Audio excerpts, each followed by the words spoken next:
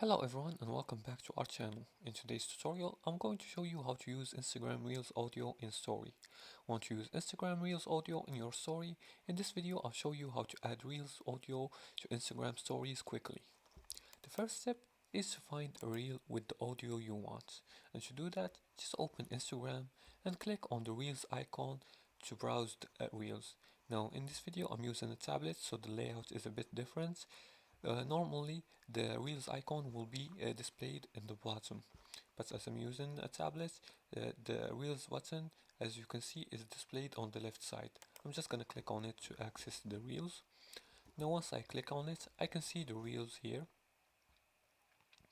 From here you can scroll through the Reels and tap on the reel with the audio you want. Search for for a reel with a specific audio. As you can see, these audios are original. You can use an original audio, or you can use an audio from a song like this one right here. Click on it. The second step is to save or copy the audio. Tap the audio name at the bottom of the reel and tap save if you want to use it later. As you can see, this is the icon to save the audio. You can also send the audio to people, and you can click also on use video.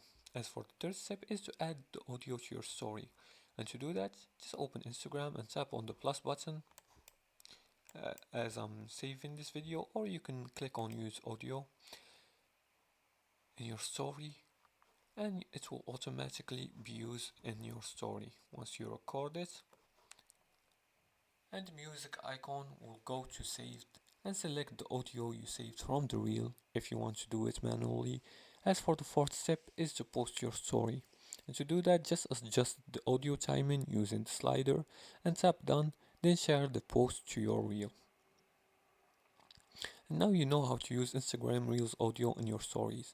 Try this trick to make your stories more engaging with trending sounds.